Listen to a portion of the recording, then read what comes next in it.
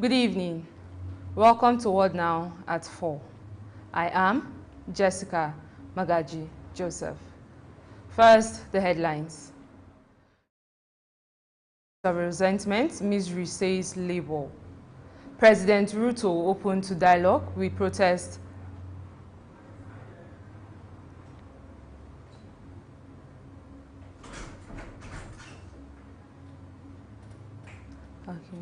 President Ruto open to dialogue with protesting youth in Kenya. More than 1,300 people died during Hajj after walking in scorching heat. And on sport, Guardiola confirms double injury boost ahead of Tottenham vs Man City. Now the news in detail. The organized labor has warned some governors not to plunge the country into a state of resentment, misery and impoverishment through wrong pieces of advice to President Bola Tinubu. It also reiterated that the position taken by President Tinubu on the two proposals before him from the final report of the Tripartite Committee on the national minimum wage will determine its next line of action. The head of information of the NLC, Bensi Upa, said the two labor centers would subject whatever figure the president would submit to the National Assembly to the decision of the appropriate organs of the two labor centers. Controller General of the Nigeria Immigration Service, Kemi Nandap, says the federal government is committed to effective border control and working conditions of officers and men and others.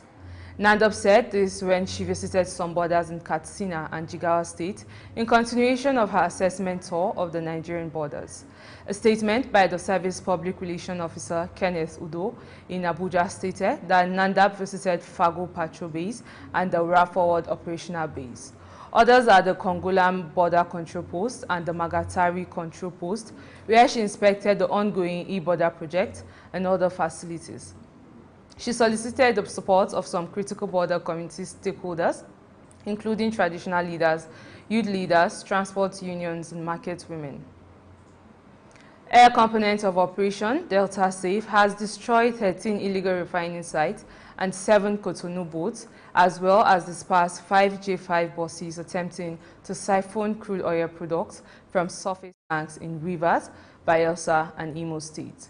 A statement by the Director of Public Relations and Information, Air Vice Marshal Edwards Gapquet, said that an airstrike conducted on 18 June 2024 destroyed illegal refining sites near Imo River with 7 overhead tanks.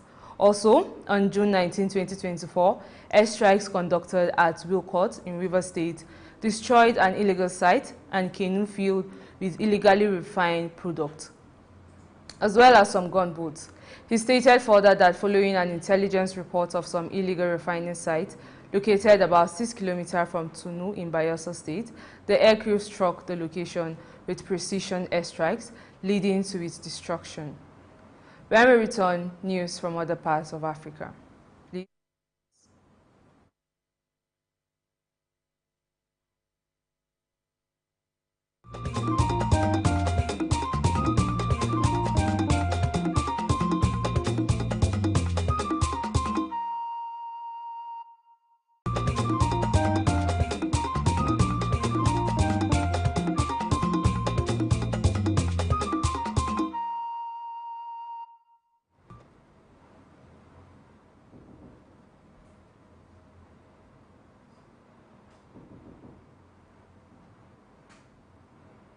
President William Ruto has expressed his willingness to engage in dialogue with the youth protesting against the finance bill in Kenya. Young activists aim to prevent politicians who support the bill from speaking in churches, voicing their concerns to congregants in Nairobi. Youth protest against the public finance bill, which introduced new taxes, continued. Last week, thousands protested nationwide, demanding its repeal. According to human rights organizations, 2 young protesters died and at least 200 were injured in Nyahururu, 200 kilometers north of Nairobi. President Ruto attended Sunday service and addressing the protests for the first time, he said they would dialogue with them to identify their issues and work together as a nation. Military sources revealed that violent clashes occurred between the Sudan Liberation Movement Army, led by Mini Minawi, and defectors from the Revolutionary Awakening Council, loyal to the Rapid Support Forces, inside Libyan territory, resulting in death and injuries on both sides. UN reports indicate that thousands of Sudanese fighters are present in various Libyan cities, operating within the forces of retired Major General Khalifa Haftar. However, after the outbreak of war in Sudan in mid-April 2023, some military groups began withdrawing into Sudanese territory to support the warring parties. Sources revealed that the forces loyal to General Mohammed Bakit Ajab, a defector from the Revolutionary Awakening Council, repelled an attack while attempting to enter Sudanese territory. We move to other parts of the world after this break.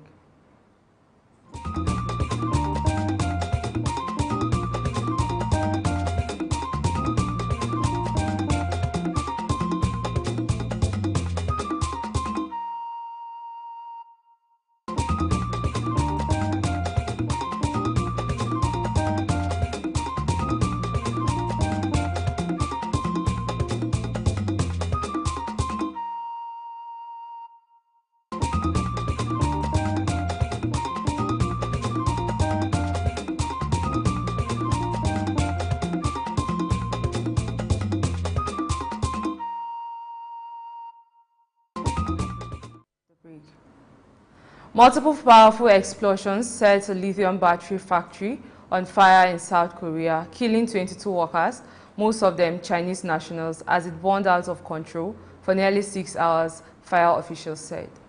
The blaze ripped through a factory run by primary battery manufacturer Arcel in Hillstv, an industrial cluster southwest of the capital Seoul.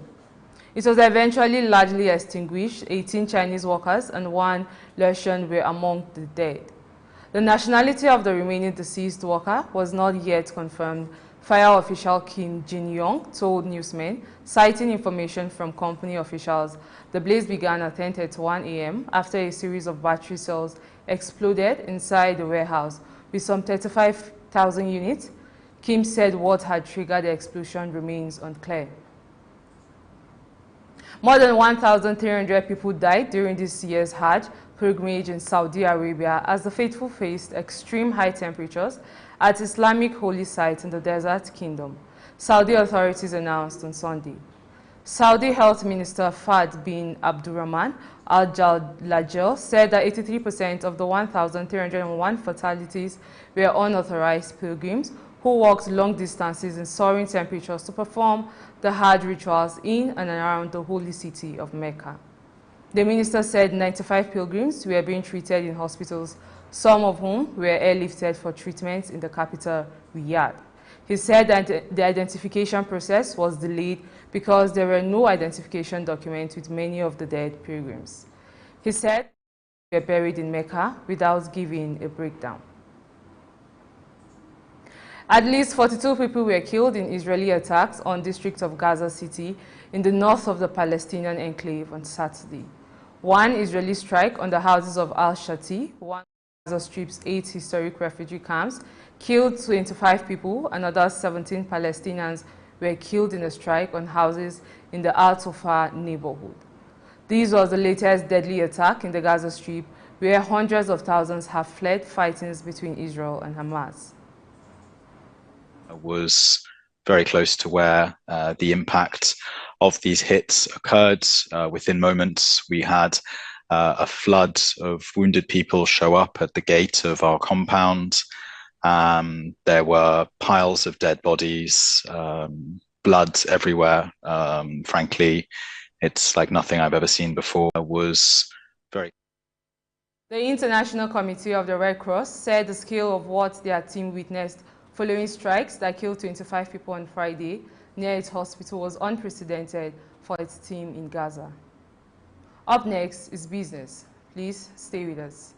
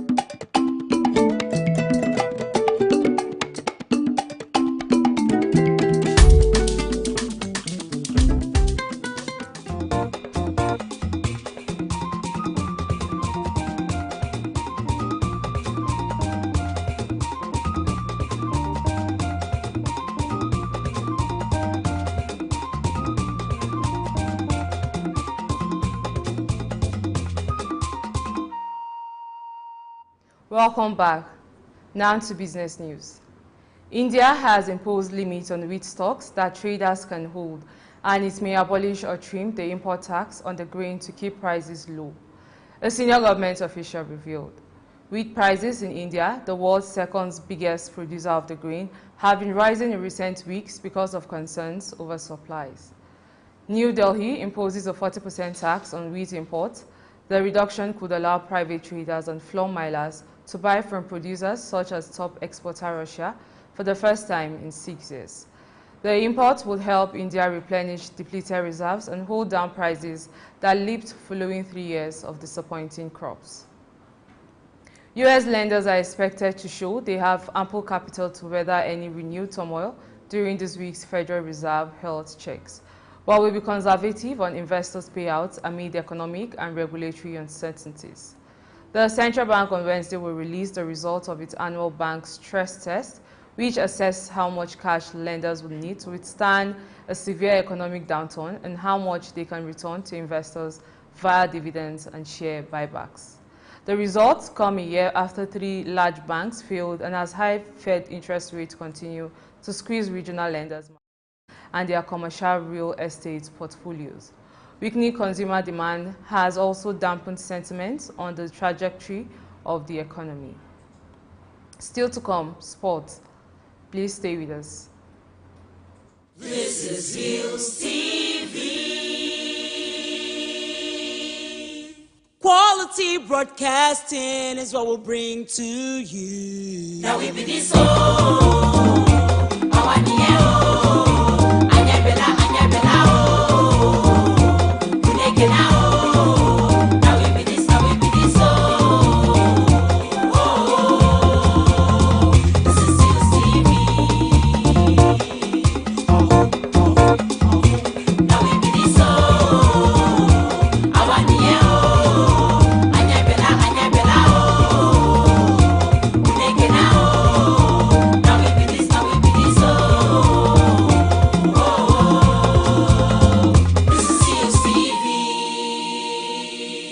Hillstv, Polka.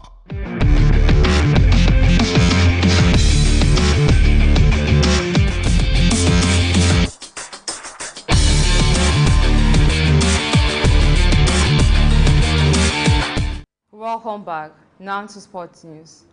Real Madrid manager Carlo Ancelotti has picked a new captain after Nacho Fernandez left the club as a free agent this summer. Nacho is set to sign for newly promoted Saudi Pro League side Al Qadsiya. Ancelotti has installed veteran midfielder Luka Modric as the new Real skipper. Dani Carvajal and Lucas Vazquez will be handed the vice-captaincy roles. Los Blancos still have a lot of experience within their squad, but have lost 2 key players in Nacho and the retiring Toni Kroos. This is the 4th consecutive year Real will lose their captain after the departure of Marcelo, Karim Benzema and Sergio Ramos.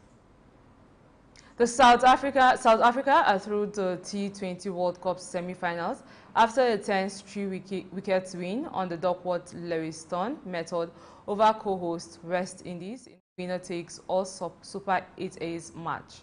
After England secured their place in the last 4 on Sunday, the game in Antigua was essentially a quarter-final to decide the other side to progress from Group 2. Having restricted West Indies to 135-8, the Proteas appeared in the control, but Andre Russell struck twice in the second over of the phase to leave them 15-2. The Windies' momentum was halted immediately, though by a sudden downpour that kept the players off the field for 75 minutes. South Africa returned with a new target from 17 over sea, and a flurry of boundaries quickly put them back in the ascendancy.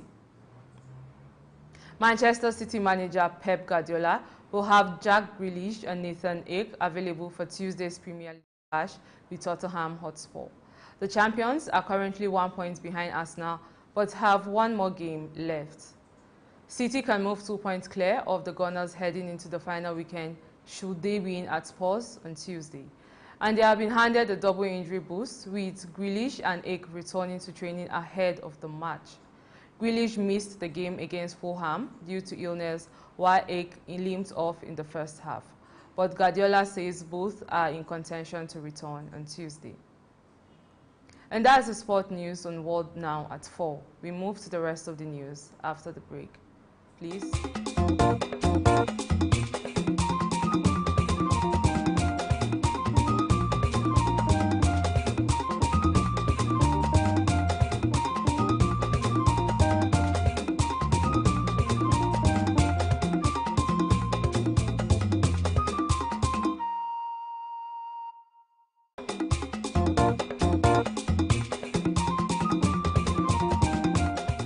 Welcome back. An Israeli airstrike at medical clinic in Gaza City killed the director of Gaza's ambulance and emergency department. The enclave's health ministry said, while Israel's military said the strike had killed a senior Hamas armed commander. The health ministry said the killing of Hani al-Jafarawi brought the number of medical staff killed by Israeli fire since October 7 to 500. At least 300 others have so far been detained. In a statement, the Israeli military said the strike targeted Mohammed Salah, who it said was responsible to developing Hamas weaponry. Salah was part of a project to develop strategic weaponry for the Hamas terrorist organization, and he commanded a number of Hamas terrorist squads that worked on developing weapons, according to the statements. And that's World Now at 4, but before we go, here are the headlines again. We told you that retrieved Nigeria from state of resentment, misery, says Labour. President Ruto opened to dialogue with protesting youth in Kenya. More than 1,300 people died during Hajj after walking in scorching heat. And on sports, Guardiola confirms double injury boost ahead of Tottenham vs Man City. Remember to visit us on Facebook at Hillstv Abuja, Instagram at Hillstv Abuja, and subscribe to our YouTube channel at Hillstv. I am Jessica Magaji Joseph. Thanks for watching.